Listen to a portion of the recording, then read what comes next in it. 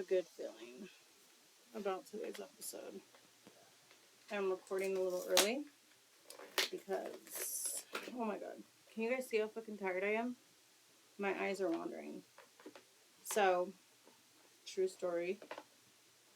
I've had 2 eye surgeries in my life. Um, I was born cross-sighted, and I got my first surgery. I think I was like 3, and it only corrected one of my eyes. I'm gonna put that on my car. Hold on, bruh. I got. Remember the last episode? If you watched it, I didn't like this giant magnet, so I was just gonna use it for the podcast.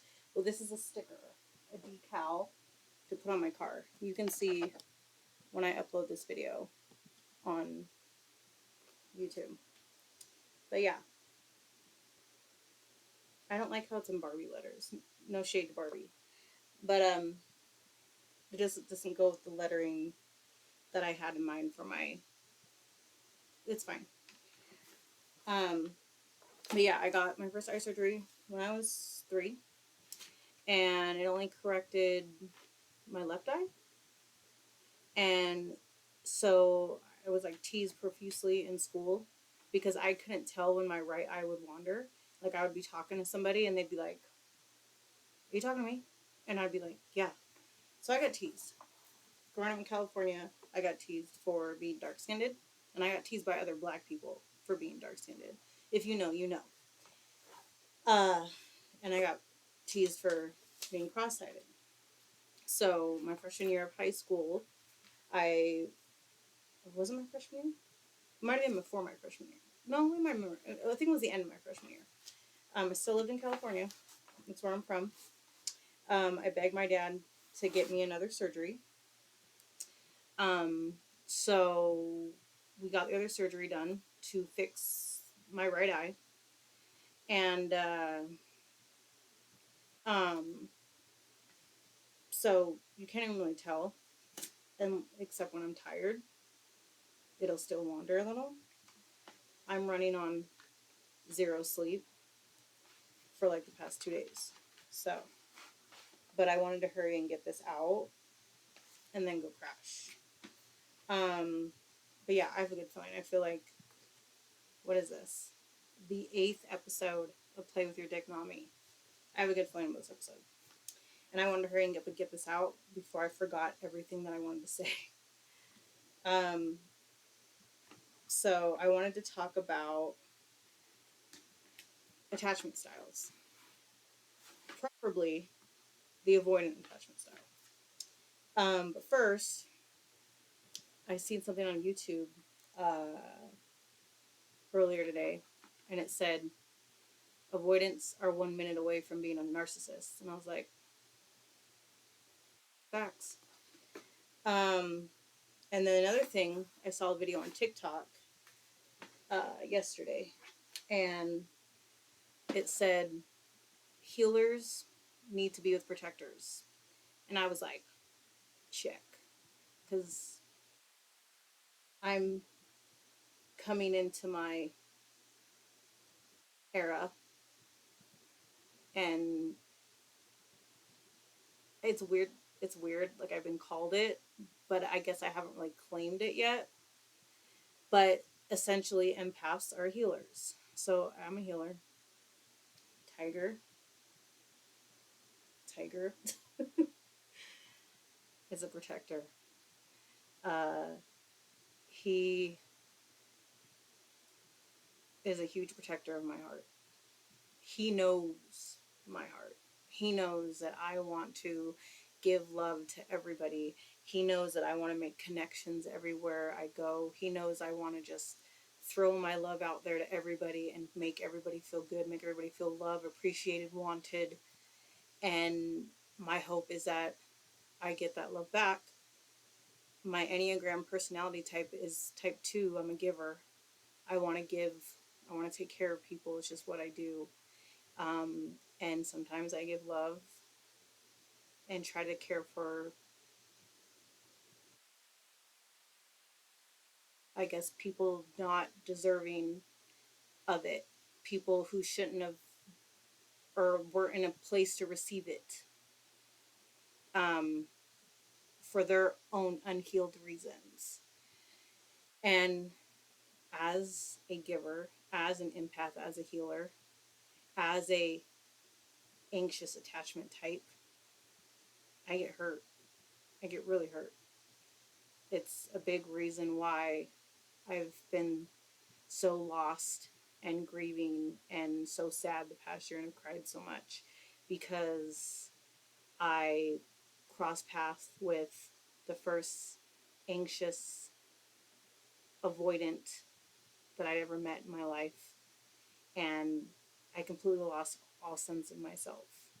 Just trying to love this person correctly, just trying to care about this person correctly, be there for this person correctly, and they completely ripped me apart just by being avoidant. Um, so Tiger has is always the one that has had to pick up the pieces of my broken heart and put it back together for various reasons. You know, friendships that fall apart, or people that I thought were good people, decent people.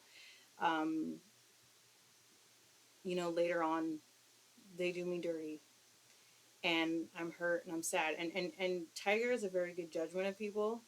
So he will try to warn me. And I'm always like, oh, you don't know. You don't know them. Like, I spend every day with them. You don't know them that well. You met them once. And he's like, no. Like, either based on the little bit that you've told me, even if it was positive, or the small interaction I had with that person, I don't, I'm not feeling them. Like, they're A, B, and C. You need to be careful. And I'm always just like, you don't know. Be quiet. You hate everybody. You don't like anybody. But I've been with this man for 13 years. Time and time and time and time again, he has had to pick me up off the floor. He has had to scoop up all the broken pieces of my heart and glue them all back together. Like, all the love that I lose giving it away to other people, because I love people and I love to make connections, all the love that I lose giving it away, it always comes back to me tenfold through him. And he never makes me feel bad. He never goes, I told you so. He just loves me back to me. And it's a beautiful thing, because I know it's hard for him to watch. I know it's hard for him to watch his wife just throw hearts at people, throw her heart at people, throw pieces of her heart at people, just throw her heart at people, and see what sticks, and then hope that she gets that love back, to hope that it gets reciprocated, to hope that the glasses that she's filling, they're also being filled for her, and he just sits by and watches that, and he tries to warn me, but I'm a stubborn asshole and I don't listen. I assume that he's just being negative, that he doesn't know what he's talking about. I know that person better than he does. And he's like, no. Like, I don't want to say I have bad judgment in people. I don't. I just like to give people the benefit of the doubt. Once I notice that you're moving janky, like once you do something that doesn't vibe with me, and you're moving funny, I will take note, and I will remove myself accordingly, or I will move differently around you, or I will um, create some distance, or I will slowly exit stage right. If there's a conversation that needs to be had, then there will be, or I'll just silently, like, I've had people tell me, like, you just throw people away. You just, like, when you're done with them, you're done with them. Like you just kick people out of your life left and right. And I'm like, no, no, I don't. I pay attention to the way people move. I pay attention to how they treat me. I pay attention to how they treat other people. I give people chances. And 1, 2, 3, you're out. You know, I don't just kick people out left and right. You did something, you know. And more than likely, I'm going to tell you what you did. You know, I always forgive. I don't forget, you can apologize. I'm never going to trust you again. I'm never going to look at you the same. I'm never going to, uh, I'm probably not going to really want you around me anymore. We, depending on what happened, we can pass, in the store out in town and, chop it up for a few minutes. But like once you've like betrayed my trust, once you really like fucked up and you can't come back from it, even if you apologize and I forgave you because I forgive you for me so I can move on, like depending on what it is, like I just might not fuck with you. So anyways, healers need protectors. I saw a TikTok video yesterday about that, and it resonated as fuck. I'm a healer. I have a protector. He protects me in all sense of the way that I deserve to be protected, physically, emotionally, mentally.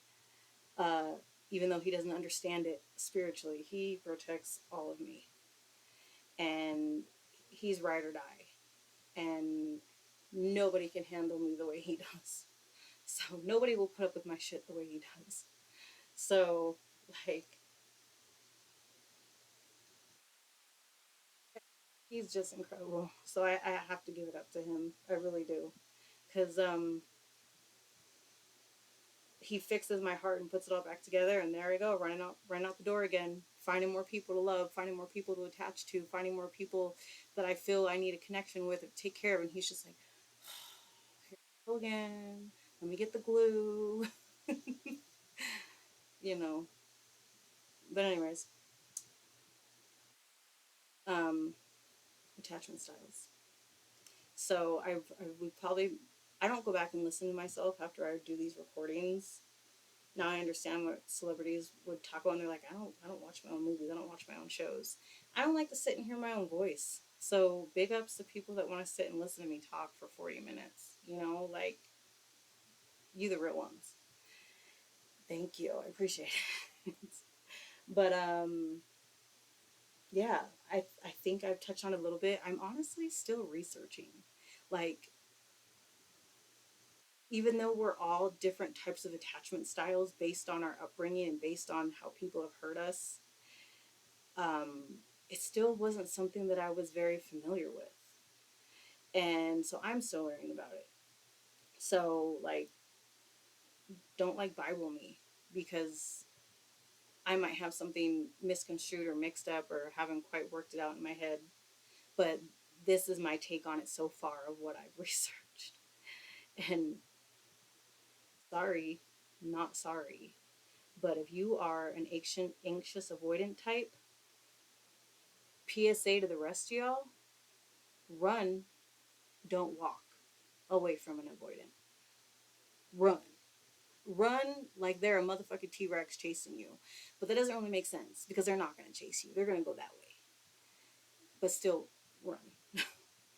So, I was watching some anxious avoidant videos today on YouTube. And I don't know if it's because of my lack of sleep, but the few that I watched, I had a fucking headache. Fucking headache. And then I wanted to puke. I was like, are you kidding me? Are you kidding me? Who the hell would want to put up with this? Who the hell would want to decode, play this complicated ass chess game you can't win? It sounds like a fucking maze that you will never get through to get to the other side of how the fuck they function and the way that they just are, you know? And so um, the conclusion that I came to was no, no, fuck all that noise. No, ain't nobody got time for that. And if you do, more power to you. Like, may the force be with you. If you want to decode that shit, if you want to put up with that, if you want to water yourself down and dim your own light and lose your sense of self just to fit in their weird little box that you're never going to fit right in, you know? I mean, it was like, oh, Well, they want to be left alone, but they actually want you to chase them. They don't want you to chase them, but they want to know that you miss them and that you're going to reach out eventually. But they don't want you to reach out. They're just going to block you. They're going to ignore you. They want you to leave them alone. But when you crash out on them because you're sick and tired of being ignored and being blocked and being treated like shit and being made to feel like you're too much or not enough or less than or an inconvenience or whatever, and you get tired of the silence, you get tired of them blowing you off, you get tired of them blocking you, you get tired of their inability to fucking communicate like an adult, and you crash out and you're like, you know what, fuck this shit, like I'm gone, like I've been waiting, patiently waiting, I've been giving you the space that you want, I've been trying to follow all these weird complicated uh list of rules that you keep changing, I'm done, and then they're like, that's what I thought. I knew you were going to do that. I knew you were just going to leave. And it's just like, what the fuck? Can't win. Can't fucking win. Like, when I'm here, when I'm calling you, when I'm texting you, when I'm being blocked on everything and still trying to reach out to reconnect and make up and be friends again, uh, whatever this avoidant person was to you in your life, and they just continue to avoid, escape, block, run, whatever, because to them, your love is scary. Your love is an inconvenience. Your love is too much.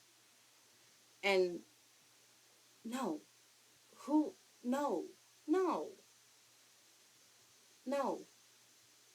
So, again, to elaborate on the conclusion I came to today, this pertains to my own individual situation with the avoidant that removed himself from my life, who I thought I'd always be friends with. No, I don't want anybody in my life that makes me feel like the way I love and the way I show love and the way I show up for people is a fucking problem. Nobody should be made to feel that the way they love is an inconvenience, it's messy, it's too much, it's overwhelming. Like, don't get me wrong, I can hold space, I can hold grace for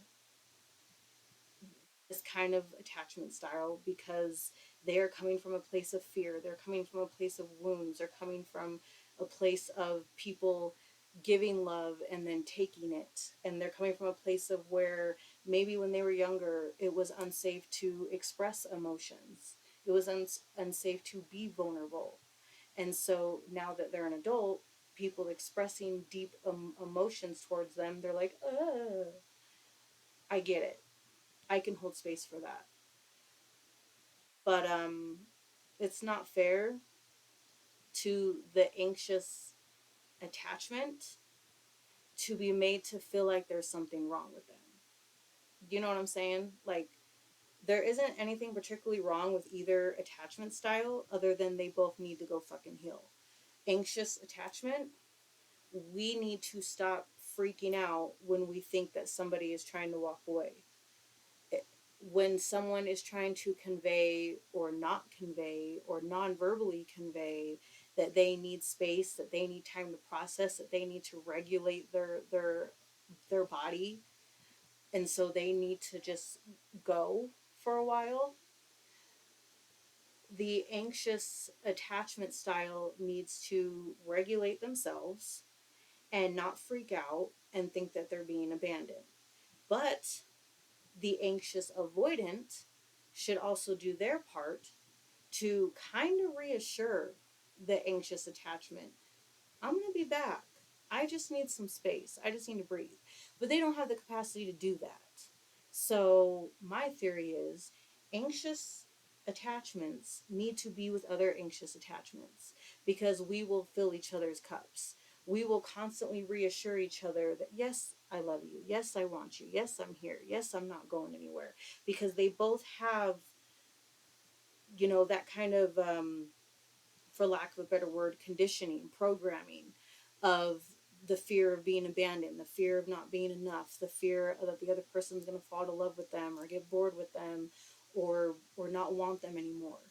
So if you have two anxious attachments together, they're going to both be overthinking, and they're also going to be continuously reassuring each other that yes, I love you, yes, I want to be with you, yes, you're all I want, yes, you're my person. So it my theory is that it can work because you're both going to be craving attention, you're both going to be craving closeness and intimacy and attention, and there's nothing wrong with that. Just find the person that doesn't think you're too much to give all that to. um Anxious avoidance, I'm sorry, but y'all are dangerous. Y'all can turn the most secure person into an anxious attachment person. Okay? Like y'all have that supervillain power. Not saying there's anything wrong with y'all. Y'all got your own problems. You got your own shit you need to heal. You need to learn to regulate yourself and not push away people that are just trying to love you, people that are just trying to be there for you, people that, just are trying to care about you. You need to get to a place where big emotions don't make you run, which then makes the anxious attachment style chase. No one needs to be chasing, nobody needs to be running. Both of y'all need to heal. Both of y'all need to leave each other alone and fucking heal. That is what I've learned from my own journey this year. Literally today is when I learned this. So, yay for me. But yeah, the anxious avoidant needs to learn to fucking communicate. Yes, emotions are scary. You don't even have to say a lot. Just be like, look, I'm very overwhelmed. I'm not in a place to communicate with you. I'm not in a place to talk about this. I, I'm not in a place to unpack this. Can you please give me some space to process and I will come back. If you have to make a code word, if you want to do the work and keep your anxious avoidant person in your life and keep fighting and keep chasing and keep trying to pull them back to, if you want to do all that and be in the complicated maze that is them, go for it. But like, I feel like y'all need to come up with like a code word. Like, when this is getting to be too much for you, when you need to pull back and get some space, can you just text me the code word so I know, all right, they're feeling overwhelmed. I'm gonna leave them alone. I'm gonna give them some space. And then the anxious attachment needs to be regulated enough and healed enough to be like, it's okay. It's okay. They're taking space, they're processing, they're gonna come back. It's okay. I don't need to freak out. I don't need to, you know, and then start blowing up their phone and showing up to where they're at and being like, why won't you talk to me? So there are, I guess, toxic, unhealed traits in both of them. Because when the anxious avoidant ignores, blocks, and runs, and makes the anxious attachment feel like they don't fucking matter, or that they're too much, or that you don't care about them, or that they did something wrong, because the anxious attachment is an overthinker. So they're going to, because I did this, they're going to play every interaction they've ever had with the ancient avoidant in their head over and over and over and over and over and over and over and over again. First thing in the morning, when they go to bed, all fucking day when they have a free moment, they're going to go over every interaction. Was it something I said? Was it something I did? Did they take this wrong? Were they mad at me about this? Did this hurt their feelings? Me expressing, you know, that I don't want them to go anywhere and there's somebody very special to me in my life, did that freak them out? Did, what was it? The ancients' attachment will rack their brain, in my experience, lose all sense of themselves, completely lose themselves, lose their self esteem, lose their sense of self, lose their self worth, forget who the fuck they are, forget that they're a bad bitch, forget that they are a big damn deal, and that they should only let people around them who um, make them feel like they're a big damn deal. And then they spend over a year, in my experience, trying to find themselves, trying to reclaim their self love. Because before this, I would like to think that I had pretty good secure attachment. If you want to go, peace out. If we fall out, no ill feelings toward you. I don't hate you. I hope you heal. Peace out. Um, our our paths just ended for whatever reason. No ill will. Hope you heal. Have a good life. Peace out. I have no problem saying goodbye to people that want to go. I will hold the motherfucking door open for you. Bye. Bye. You know, before this, I would like to think I had secure attachment. Around the time that me and my anxious avoidant friend fell out, I had other friendships, even longer friendships end. And nothing, no second thought about it. It was like, okay, that ended. Maybe we'll reconnect later. But other than that, I'm not thinking about them, you know? So, I mean, I removed a big chunk of my family from my life for my peace, for my mental health, for, so I could reclaim me and my peace of mind. So I clearly know how to remove people that I feel need to be removed who aren't being good to me or good for me. But I had never encountered an anxious avoidant in my life, turn my fucking life upside down, and I've been trying to find my way back to me all this time. And then it also doesn't help that there is some weird spiritual attachment to them as well. Still don't want to go into it, but there is. So that's also what's kind of kept me stuck and in a loop. But that aside, at the end of the day, they are still an anxious avoidant, and I'm a healing. I would like to think that I'm like 90, as far as anxious attachment go, I would like to think I'm about 90% healed, because this past year, with all of this and my spiritual awakening and all of that, I was thrust onto this person was the catalyst for my accelerated healing journey. And so I accelerated healed at a very fast rate. I was already healing at a rate that was comfortable for me, like I kind of talked about in past episodes, like with the books that I brought up and the shadow work and all that. But let's just say the universe was like, no, you're going too slow. I'm going to make you feel all this shit now. And it's going to hit you fucking hard. And you're going to be crying every fucking day. And that's what it was like for me. I was healing at an expedited rate my father wounds, my mother wounds, and other shit that I didn't even realize I was still affected by. But I feel like I have gotten to a place, though, that as far as my attachment style, I'm not chasing anybody anymore. Like, I'm promising myself today, episode 8, not chasing anybody anymore. I don't care if I have a spiritual tie to you. I don't care if ever in every lifetime, every multiverse, we are something to each other, and the multiverses and lifetimes after this one, we will continue to be something to each other. I'm not chasing anybody. I know my worth. I'm a big damn deal. I'm a bad bitch. I'm amazing. If you get to even get a tiny amount of my attention, like, be blessed. Okay? And everybody should have this mindset. This isn't conceited. This is self love. This is me knowing that I'm amazing.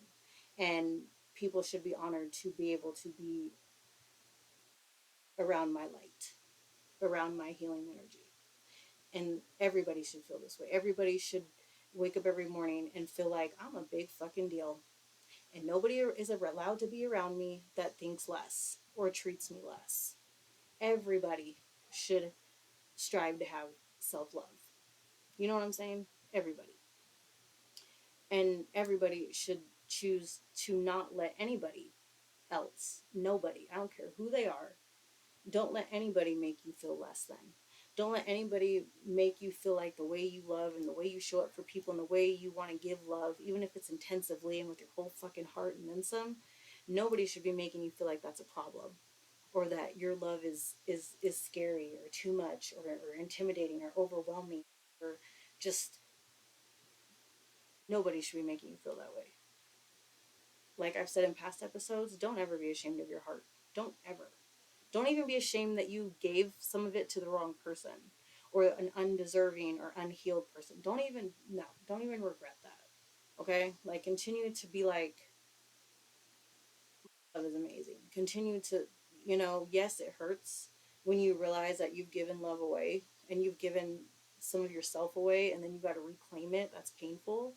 But still, don't regret it, because one day those people are going to regret it. They're going to wish that they had treated you better. They are going to wish that they would have shown up for you better. They are going to wish that they would have communicated, and that they would have healed whatever was broken in them, so they could be receiving of what you were trying to give to them: love, care, protection, um, all of it and then some. You know what I'm saying? So, yeah, I think ancient avoidance should be by their damn selves, because y'all are out here fucking people up. Y'all are out here making people want to end their life. You're out here um, really giving people broken heart syndrome. Like, real talk. I'm not going to say you guys are bad. I'm just saying, go heal yourself. I'm sorry that you experienced somebody giving you love and then relinquishing it, taking it back. I truly apologize. That truly resonates, and I validate you. I'm sorry that that hurt you, but go heal, because anxious attachments have also been hurt. They've been made to feel like abandonment is just around the corner. And I understand the anxious avoidant also fear abandonment too, but they also fear closeness and intimacy and big emotions. And at the end of that, they also fear abandonment. So that I understand that they fear all of that. So it's, they're similar in that way. But anxious attachment, oh gosh, my foot's falling asleep. Anxious attachment, because I know that I have this because I've lost so many people in my life, or I've had to remove so many people from my life, from my peace, my mental health. I do have the tendency, and maybe this could be a little anxious avoidant type behavior, but I'm the type where I'm like, I will leave before I get left. I will throw my walls up and try to hurt you before you can hurt me. That's not healthy. Don't do that. I shouldn't be doing that. But like I said, whether I have avoidant attachment styles or I'm still operating from the place of my anxious attachment styles, I'm healing. I'm not stagnant. I'm not out here hurting people. I'm not out here actively trying to hurt people.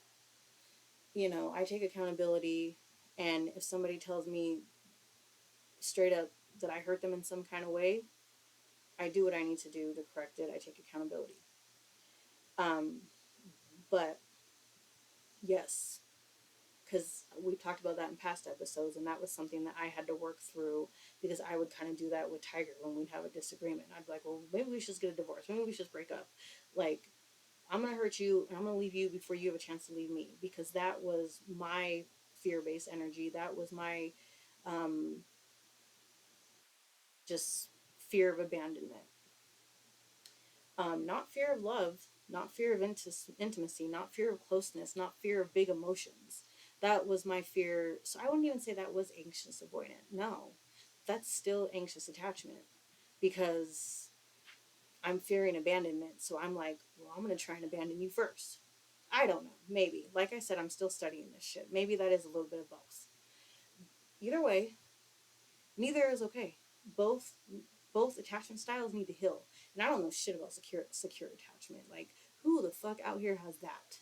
I'm assuming they're the people that had like two parents that went to all their all their sports games and showed up to all their spelling bees and student awards and went to every little thing and every single day just built them up and told them how amazing they are and poured love into them every single day. I'm assuming those are those people. um I mean, I have a couple of those in my life. They're the people that I call the sons, or maybe they didn't even have parents like that, but they knew. Actually, scratch that. The people that I have met that tend to be their own little sons and walking love letters to the world, they're the people that know real pain. They are the healers. They know and experience real pain, and they don't want anybody else to feel that way. So they walk around being a son, being their own fucking son and radiating on people and making people feel great. So, yeah, I don't know. This secure attachment people are like, I don't know. I don't know. I mean, maybe some of them are walking around here being sons because they're very sick. Actually, you know what? I do. I do. Secure attachment type people, I do have one in my life. And they are pretty damn awesome. And they know that they're a big fucking deal. And they're like, if I'm too much, respectively, go find less. This is me, former anxious attachment, trying to be secure attachment. Like, I guess at one point I was. But they are okay with being alone. They've healed enough that they know what they bring to the table. And if you want less, respectively, go find less. They're not changing. They're secure in who they are. They love who they are. They have an abundance of self love. And they're okay with going to concerts by themselves. They're perfectly content with taking themselves out on a date solo. They're perfectly content with going to a movie by themselves. Like, I have a best friend like that, and she amazes me. She amazes me. So if I had to guess, she was secure attachment. If I had to guess, because she's just out here killing it, and is like I said, how everybody needs to be. She's out here like, I'm a big damn deal, and if you don't think I am, go away. You know. So I think that's what secure attachment is, and I think that's awesome. I think we should all aspire to be that, but also pour into, if we happen to have an anxious attachment spouse, pour into them.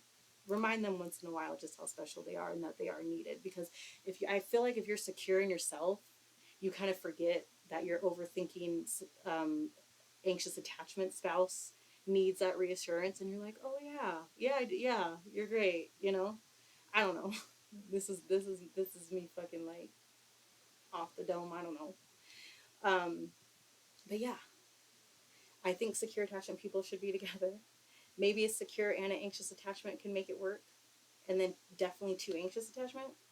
But until y'all heal, you avoidant attachment people need to be on a fucking island by your damn self. Don't even interact with each other, because you're just gonna continue to just feed off of that anxious avoidant shit and think that y'all are the best and there's nothing wrong with you, and you're not gonna heal. No, y'all need to be by yourself. Y'all need to be by yourself. I'm sorry. I'm sorry. You're out here. You're out here fucking people up. You're out here fucking people up. I'm sorry. Sorry. Go heal. Go heal. So feelings and emotions are not frightening to you.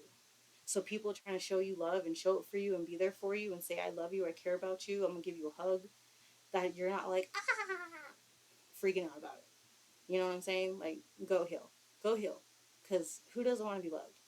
You know? And wouldn't you rather love and lost than not loved at all? I mean, I'm just saying.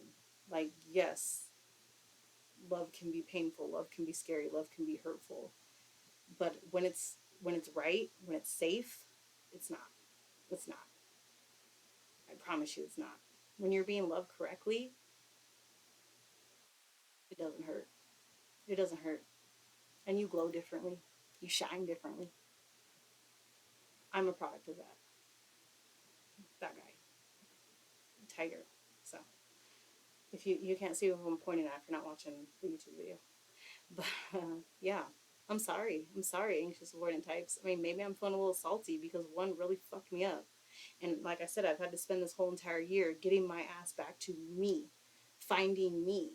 becoming me again, reminding myself that I'm a big fucking deal, and I'm not lowering my vibration. I'm not misaligning myself. I'm not, lowering or watering down or dimming all that is me and all the love that I love to give to people.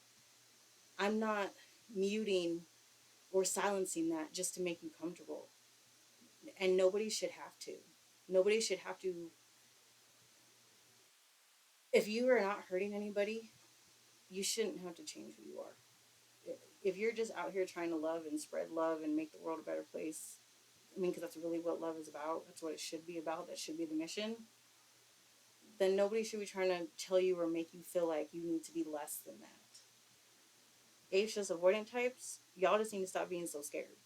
Y'all just need to stop running away. You guys just need to stop fearing real connection, real attachment, real uh, the possibility of people actually showing up for you and not letting you down. But you'll never know if you don't give people the chance to prove to you that they love you and they're not going to leave and they're not going to let you down. I mean, if you keep blocking them and ignoring them and hanging up on them and avoiding them and making them chase you, and then they start acting like they're fucking crazy and they crash out and say some shit they don't mean out of hurt and grief, then you brought that side out of them. You took them completely out of pocket. You took them completely out of character. If they're then crashing out at you because you really hurt them, and they've just been trying to love you. But the anxious attachment, again, y'all, we need to relax. Y'all need to relax and be secure in yourself that you don't need it. That you don't need it. That you don't need to chase love. You attract it. You manifest it. You don't need to worry if this person wants to bounce. Let them. Let them. I literally learned that lesson too big. Better late than never, though, right? Better late than never. Let them go. And hopefully, when they go, they will heal. I was at a place before where I was like, well, I'll just check in. I'll let them know how I'm doing. I'll check on them. I'll let them know that I'm still here. I'm not going anywhere, that I love them, and I'm here when they're ready. That's still the case. That hasn't changed. I'm not going anywhere uh, energetically because I can't, because of the connection, the spiritual connection. Energetically, we're stuck with each other forever. That's fine. But physically, I'm good. And that goes for everybody else. Physically, go. Do your own thing. Do your own thing. The camera makes my arm look like it's ashy. It's not. Don't worry about them. Wish them well and hope they heal. Don't chase them. Don't let them lower your worth. Don't let them make you lose yourself. Continue to remain whole and be reminded that you are a whole person, that you were always a whole person, and you will be a whole person after them. You will be okay. Maybe they'll come back, maybe they won't, but get to a place where you don't give a fuck whether they do or not. Get to a place where either way, you're good.